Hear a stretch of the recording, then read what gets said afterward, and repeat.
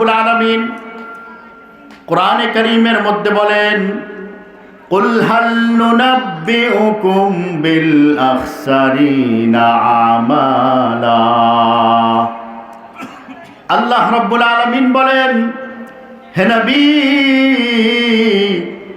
আমি কি আপনাকে আপনার উম্মতের মধ্য থেকে এমন কিছু মানুষের কথা বলবো যারা তাদের আমলের কারণে, তাদের কর্মের কারণে তারা ক্ষতিগ্রস্ত হয়ে গিয়েছে, তারা ধ্বংসপ্রাপ্ত হয়ে গিয়েছে। এমন কিছু মানুষের কথা আমি আল্লাহ কি আপনাকে বলবো? আল্লাহ রসুল সাল্লাল্লাহু আলাইহি সাল্লাম, আল্লাহ রসুল সাল্লাল্লাহু আলাইহি সাল্লামকে আল্লাহ রব্বুল আলামিন বলে দিলেন, আল্লাযীনা সা'য়ুহুম ফিল হায়াতিদ দুনিয়া ওয়া হুম ইয়াহসাবুনা আন্নাহুম ইউহসিনুনা সুনআ।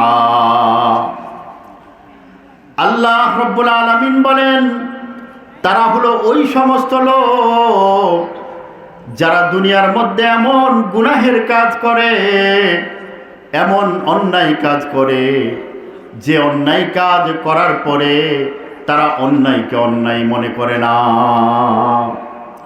এমন অপরাধ করে, ওই অপরাধকে তারা অপরাধী মনে করে না, ওই অপরাধকে তারা নেকের কাজ মনে করে, পুণ্যের কাজ মনে করে। আল্লাহ রাব্বুল আলামিন বলেন, যদিও তারা গুনাহকে ভালো মনে করে করতেছে, কিন্তু তাদের এই গুনার পরিমাণ, তাদের এই গুনার পরিণাম তাদের জন্য জাহান্নাম ছাড়া আর কিছুই নয়। আল্লাহ রসুল সাল্লাল্লাহু আলাইহি সাল্লাম এই আয়াত নাজিল হওয়ার পরে সাহাবায়ে কেরামকে শুনায়া দিলেন যে আমলের মধ্যে এমন কিছু আমল আছে যেটা দেখতে মনে হয় ভালো কাজ, কিন্তু আসলে এই কাজটা ভালো কাজ নয়, এটা হলো খারাপ কাজ।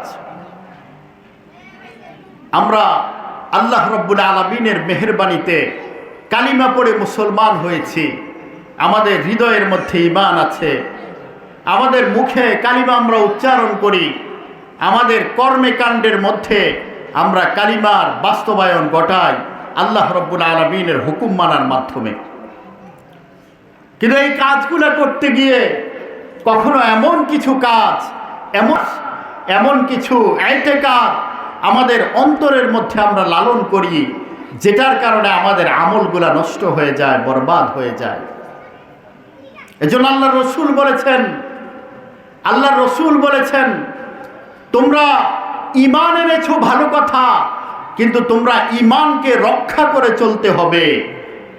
সব ধরনের কুফরি থেকে, শিরকি থেকে, কুসংস্কার থেকে তোমাদের ঈমানকে রক্ষা করতে হবে, তাহলে তোমাদের ঈমানের হেফাজত হবে, তোমাদের ঈমান গুমরাহি থেকে, তোমাদের ঈমান দলালত থেকে বেঁচে যাবে।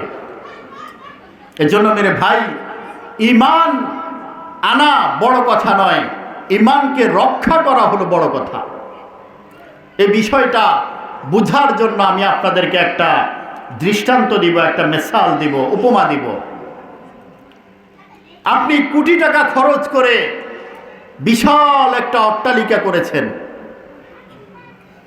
ভিতরে টাইলস লাগিয়েছেন, উন্নত মানের চায়না টাইলস, প্রত্যেকটা টয়লেটকে আপনি টাইলস দিয়ে সুন্দর করেছেন, ঘরের উপরে আপনি ডেকোরেশন করেছেন, এবং পুরা বিল্ডিংটাকে আপনি অত্যাধুনিক সাজে সুসজ্জিত করেছেন।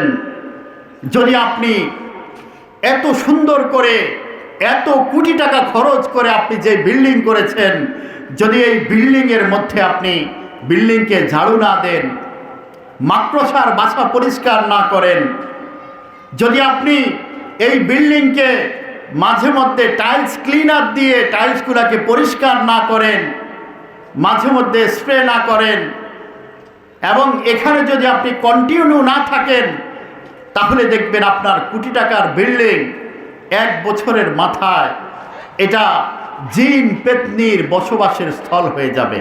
কি বলেন ঠিক কিনা? আরে জোরে বলেন ঠিক কিনা? কিছুদিন পরে আপনার এই বিল্ডিং একটা নোংরা পরিবেশ হয়ে যাবে। একজন রুচিশীল মানুষকে যদি আপনি সেখানে প্রবেশ করান, তখন সে প্রথমে নাক ধরবে এবং সে সেখানে থাকার জন্য আগ্রহ প্রকাশ করবে না। তদ্রূপ আমরা যে ঈমান আল্লাহর উপর এনেছি, রসুলের উপর যে বিশ্বাস স্থাপন করেছি, যদি আমাদের ঈমানকে আমরা পরিচর্যা না করি, যদি আমাদের ঈমানকে আমরা হেফাজত না করি কুফুর থেকে, শিরক থেকে, কুসংস্কার থেকে, তখন আমাদের ঈমান আস্তে আস্তে এরকম বিরান হয়ে একসময় ঈমানের বাতি সম্পূর্ণ নিভে যাবে। কখন নিভে যাবে আমরা কেউ বলতে পারবো না। এজন্য আল্লাহ রসুল সাহাবায়ে কেরামকে বলেছিলেন,